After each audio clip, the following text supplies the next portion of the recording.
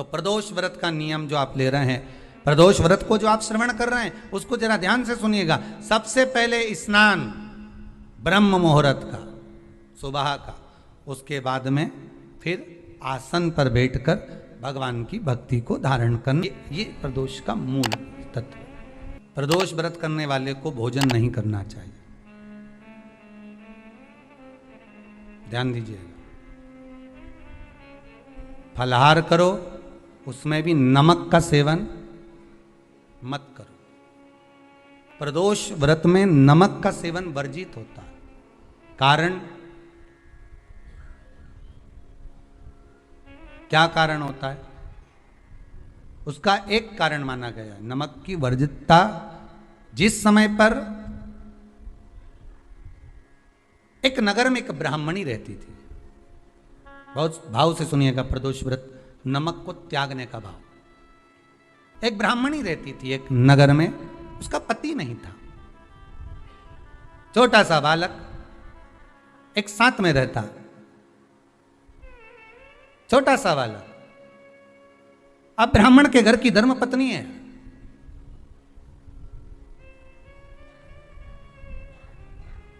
ब्राह्मण कर्मकांड करने वाला, पूजन करने वाला, पाठ करने वाला, अनुष्ठान करने वाला, पूजन करने वाला, मंत्र जाप करने वाला, भगवत भक्ति में डूबने वाला। ब्राह्मण तो चले गया, ब्राह्मणी बच्चे के साथ रह रही, क्या करे वो? अकेली निवास कर रही है,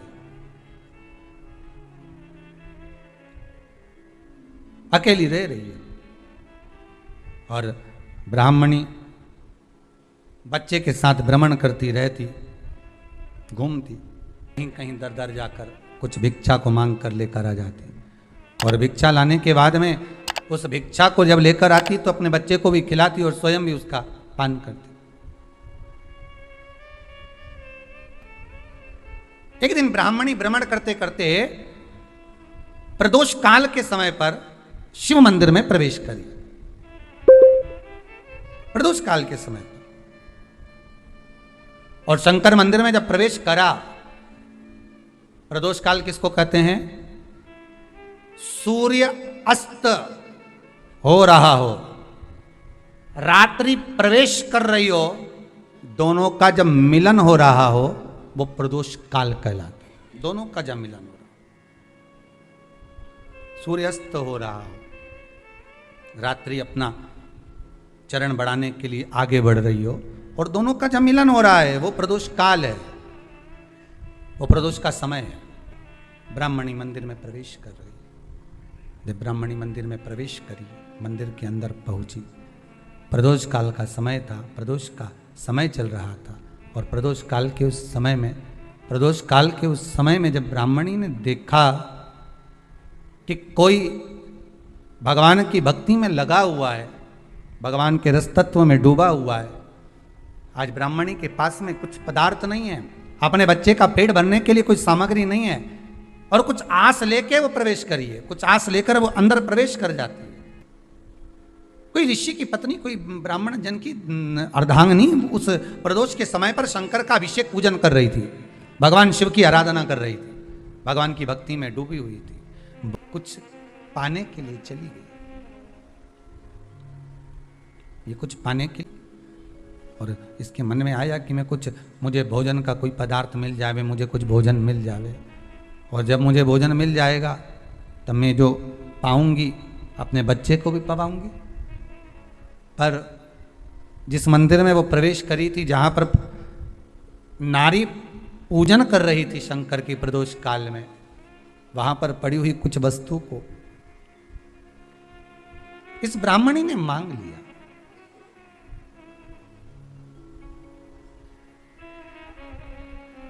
मेरे बालक को बहुत भूख लगी है, मेरा बच्चा बड़ा भूखा है, इसके भोजन के लिए थोड़ी सी सामग्री दे दीजिए, इसके भोजन के लिए थोड़ा सा कुछ रस तत्व दे दीजिए। उसने उठाया थोड़ा सा पदार्थ, कुछ जो उसके पास में था वो दिया। जब दिया तो देने के बाद जब उसे प्राप्त हुआ, और होने के बाद में जब वो मिल गया उसको, तो उसने उस समय पर उस पदार्थ को जैसे ही मुख में लिया, लेते ही कहा इसमें तो स्वाद नहीं है।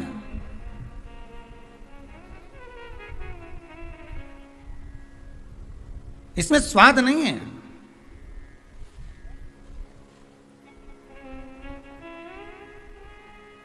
उस ब्राह्मणी ने बड़ा सुंदर एक संवाद कहा।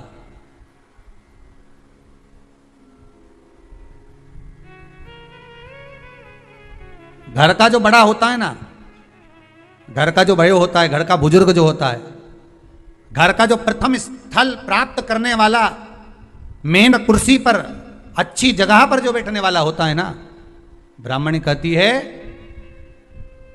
वो कभी किसी वस्तु में ऐब नहीं देखता, मिनक नहीं निकालता। जब समाज के अन्नकूट होते हैं, समाज के जब अन्नकूट होते हैं महाराज, समाज के जब अन्नकूट होते हैं, बड़ी बड़ी समाजों में जब कार्तिक महीने में अन्नकूट महोत्सव होते हैं, बहुत सारा प्रसाद बनता है। जो बुजुर्ग होते हैं ना, बड़े समझदार लोग होते हैं ना, तो अन्नकूट की जब प्रसाद खाने बैठते हैं ना, उसमें नमक नहीं भी होता ना, तो नहीं बोलते कि इसमें नमक नहीं है। पर जो हमने डोनेशन दिया है, जब तुम आए थे समाज वाले, तो हमने 1000 का लिफाफा दिया, 500 का लिफाफा दिया, 2000 का लिफाफा दिया, और भोजन ऐसा बनवाया। एक व्यक्ति वो जो खाकर चुपचाप चले गया, और एक व्यक्ति वो जिसने प्रसाद पर उंगली उठाई। इन दोनों को अन्नकूट की तारीख पे इनका नाम लिख लो, और अगला अन्नकूट आए तब दोनों की दशा देखना। एक जो चुपचाप खाकर चले गया, भगवान के प्रसाद को प्रसाद मानकर, प्रभु का दर्शन मानकर लेकर चले गया, वो उन्नति की सीढ़ी पर चढ़ता चले गया, और जो मिनक निकालता रहा वो साल भर खटर पटर की जिंदगी जीता रहा। भगवान के प्रसाद में कभी भी ध्यान रखिएगा, भगवान के प्रसाद के अंतर्गत स्वाद की कोई मूलता नहीं होती। भगवान का प्रसाद स्वयं स्वाद है। भगवान के प्रसाद में नमक नहीं देखना, मिर्ची नहीं देखना, भगवान के प्रसाद में शक्कर नहीं देखना, भगवान के प्रसाद में कुछ ये नहीं देखना कि कितना माल डला, कितना घी, कितना बादाम, कितना काजू, कितना इलायची डला। हाँ, यहां तक शास्त्र कहता है कि भगवान का प्रसाद अगर बन रहा है तो उसकी सुगंध भी नहीं ली जाती है महाराज। यहां तक शास्त्र कहता है। जब तक भगवान उसको पानी ले तब तक उसका सुगंध भी नहीं ली जाती। और कई कई जगह तो भगवान को प्रसाद अगर सूखा सामान हाथ में आ गया, इलायची कैसी है, मंदिर के अंदर जाने वाली है भगवान को डलने के लिए, लाओ यार किसकी दुकान से आई इलायची बताओ, इलायची तो 25 बार सूंघा, हाँ हाँ अच्छी है, अब सूंघ लिया तो भगवान इसको स्वीकार करेगा क्या? अरे जम के तो बोलो। एक फूल तुमने बगीचे से तोड़ा और सोचा इसमें पहले मैं सूंघ लेती हूँ, इसमें स्वाद है कि नहीं, इस फूल में गंध है कि नहीं, इसमें सुगंध है कि नहीं, और फूल सूंघ लिया, उसके बाद तुम भगवान को देखो, भगवान स्वीकार करेगा? नहीं, भगवान स्वीकार नहीं कर सकता। धनिया पाउडर आया सब्जी में डालने के लिए, कैसी गंध है, सूंघ लिया, अब तुम डाल दिया, उसका कोई स्वाद नहीं है, उसका कोई महत्व नहीं, भगवान उसको स्वीकार नहीं कर सकता, भगवान उसको स्वीकारेगा नहीं। महाराज ब्राह्मणी ने जैसी मुख में लिया थूक दिया, ये श्रेष्ठ नहीं है। जो ऋषि की पत्नी अंदर पूजन कर रही थी प्रदोष काल, उसने कह दिया, आपका चेहरा बता रहा है कि आप ब्राह्मण की धर्म पत्नी हो, पर आज आप दर दर जाकर अगर भिक्षा मांग रही हो, दर दर जाकर अगर भीख मांग रही हो, दर दर जाकर भिक्षा को मांग रही हो, तो इसमें आपके पति का दोष नहीं है, दोष आपका है, क्योंकि आप भगवान के प्रसाद में भी जो स्वाद देखी थी ना, ये आपका एक जन्म का नहीं है, ये ना जाने कितने जन्म का है। ब्राह्मणी के मस्तिष्क में बैठ गया, वो कहा ना, वो बक्कल में नहीं अक्कल में बैठ गया कि ये स्वाद नहीं देखना। इसलिए प्रदोष व्रत के अंतर्गत ब्राह्मणी ने उस दिन से विचार कर लिया कि जैसे आप पूजन कर रही हो, जैसे आप अर्चना कर रही हो, जैसे आप आराधना कर रही हो, ऐसी आराधना, ऐसी पूजन, ऐसी भक्ति मैं भी करूंगी, ऐसी आराधना मैं भी करूंगी। अब मैं स्वाद नहीं देखूंगी। तो प्रदोष व्रत करने वाले को ध्यान रखना चाहिए कि नमक का सेवन ना करे, नमक को ना पाए। भोजन ना करें, फलाहार करिए, फल का आहार करिए, प्रयास करिए। और यदि आपने व्रत का ले लिया भोजन का कि हम तो एक टाइम फलाहार करेंगे, एक टाइम भोजन करेंगे, ऐसा भी कई लोग प्रदोष ले लेते हैं, तो वो बात आपकी है, आप तक रखो, ठीक है, अपने मन तक। ठीक है, बाबा आपकी मनोकामना पूर्ण करे, वो भी भाव रखे। बहुत बड़ा दुख आए, छोटे से रूप में निकल जाए तो समझ लेना शंकर ने कृपा कर दी। बहुत दिन से काम नहीं हो रहा था, काम तुरंत हो गया, समझ लेना शिव ने कृपा कर दी। प्रदोष काल में जाकर भगवान शंकर की आराधना कर, शिव मंदिर में जाकर अर्चना कर, प्रदोष काल में जाकर शंकर को नमन कर। अगर प्रदोष का व्रत नहीं भी करता तो प्रदोष काल में जाकर शंकर के मंदिर में एक घृत का घी का दिया लगा दे। आपको पहले भी कहा है, तुम्हारी भगवान से अगर बेर है, भगवान के मंदिर नहीं भी जाना चाहते तो भगवान की चौखट पे दिया लगा दो, पर लगाओ। शाम के समय पर प्रदोष काल में बेलपत्री के पेड़ के नीचे, चाहे शंकर के मंदिर के दरवाजे पर या शिव मंदिर में, अगर आप प्रदोष के दिन दिया लगाते हो, सोमवार के दिन दिया लगाते हो, तो ऐसा कोई व्यक्ति नहीं जिसको मेरे देव अधिदेव महादेव मेरा विश्वनाथ भंडार नहीं भरता हो, खाली नहीं छोड़ेगा, दे देगा, भंडार भर देगा। कमी तो नहीं रख सकता, ये पक्का। पर तुम करना ही नहीं चाह, 2-4 सोमवार करो और उसके बाद कह दो महाराज जी हमने तो करा था, हमको तो मिला ही नहीं। 2-1 प्रदोष करा तुमने, अरे 1 साल करो, सारे दर बदर भी तो अपन ठोकर खा कर आए, इतना साल निकाला अपन ने, और 6 महीना 3 महीना 4 महीना भगवान से निवेदन तो करो, दिल से कहो तो सरी, नी भंडार भरे तो बात दूसरी, एक बार बोलो तो। पर जगत के लोगों के सामने जाकर मत कहना, कहना तो देव अधिदेव महादेव से कह।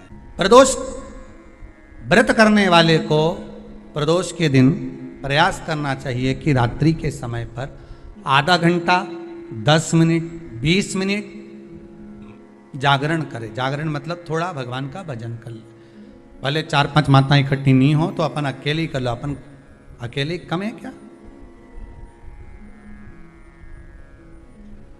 भाई, अपन कम पड़े, आराधना अकेले भी करो, जागरण करो। जब आपकी 11 प्रदोष हो जाए, 26 प्रदोष हो जाए, तब उद्यापन करो। उद्यापन 2 ब्राह्मणों को जोड़े से बुलाओ, ब्राह्मणों को जोड़े से बुलाकर उनके चरणों की पूजन कर कर, आराधना कर कर, सुंदर मंडप तैयार कर कर भगवान का, उसमें सुंदर रंगोली डालकर, मंडल बनवाकर पूजन करो शंकर भगवान की प्रदोष का।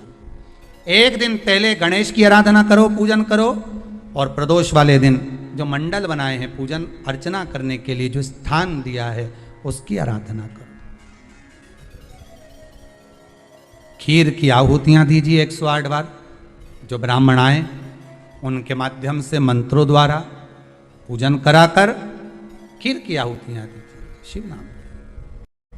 महाराज फिर ब्राह्मणों को जोड़े से भोजन कराकर, चरणों को नमन कर कर, दक्षिणा प्रदान कर कर, निवेदन कर कर ब्राह्मणों से कहें, हे ब्राह्मण देवता, आप हमें आशीर्वाद प्रदान करें कि जिस प्रदोष का हमने व्रत किया है उस व्रत का पुण्य फल हमें प्राप्त हो। ऐसा ब्राह्मण चरण को नमन कर कर, प्रणाम कर कर उनसे अपने मस्तक पर अक्षत छुड़वाएं, फिर नमन कर कर, भोजन कराकर विदा करें। शाम को भगवान का जागरण करें। ऐसे प्रदोष व्रत का उद्यापन कर अपने जीवन को सार्थक बनाएं। ऐसा सुंदर प्रदोष व्रत का व्याख्यान वर्णन स्कंद पुराण में करा गया। वही स्कंद पुराण का प्रदोष व्रत का वर्णन आपको शिव महापुराण के इस सुंदर संवाद में किया गया। दुख की जिंदगी चल रही है, बेलपत्र लीजिए और 7 चावल के दाने इस बेलपत्र के मध्य वाली पत्ती पर रख लीजिए। जो बेटा बेटी बहुत प्रयास कर रहे हो, बहुत कंपटीशन एग्जाम दे रहे हो, बहुत मेहनत कर रहे हो, और उसके बाद भी बहुओं का, बेटियों का, बेटों का अगर कहीं जॉब नहीं लग रहा और कहीं सिलेक्शन हो ही नहीं रहा और बहुत हार चुके, तब एक बेलपत्र 7 चावल के दाने मध्य पत्ती पर 7 चावल के दाने एक घिसे हुए चंदन की गोली, पीला चंदन को घिस कर उसकी एक गोली बनाई, एक गोली गोल कर कर शिवपिंडी जैसी, शिवलिंग जैसी गोली बनाकर उस चावल के दाने पर रख लो, एक स्थान पर रखकर घर के अंदर ही उसका पूजन कर लो, कर कर दिए से आरती कर कर ऐसी कैसी ही बेलपत्र अशोक सुंदरी वाली जगह पर आकर रख दीजिए। ये किसी भी प्रदोष के दिन या किसी भी सोमवार की अष्टमी के दिन या किसी भी विशेष शिवरात्रि के दिन आप ये एक बार केवल करना है और अपने मन की कामना कर कर उसको रखकर बाबा को घी का 2 दिया लगाकर आ जाना है। मेरा भोलेनाथ आपका हाथ पकड़कर आपको कंपटीशन एग्जाम में विजय दिलाएगा। जिस जिस महीने में जो जो प्रदोष पड़ा करे, जब प्रदोष पड़े बन सके 1 बेलपत्र, बन सके 5 बेलपत्र, शमी पत्र, हरे मूंग, हरा मूंग, बेलपत्र, एक कलश के अंदर थोड़ा सा पानी लेकर 1 बेलपत्र, हरा मूंग, शमी पत्र डालकर और उसमें थोड़ा सा गुड़ डालकर भगवान शिव का स्मरण कर कर प्रदोष काल में, मान लो कोई काम आपका बहुत जरूरी है, बहुत दिनों से आप थक गए हैं, नहीं हो रहा, कर्जा बढ़ रहा है, धन नहीं आ रहा, व्यापार नहीं चढ़ रहा, या कोई समस्या बहुत प्रबल है, कोई एग्जाम में बैठ रहे हो नहीं हो रहा, परीक्षा भी दे दी है, रिजल्ट आने ही वाला है, तो भी प्रदोष काल में, प्रदोष के समय वो जल मूंग, समीपत्र और बेलपत्र और गुड़ का शंकर के शिवलिंग को समर्पित करना प्रारंभ कर दो।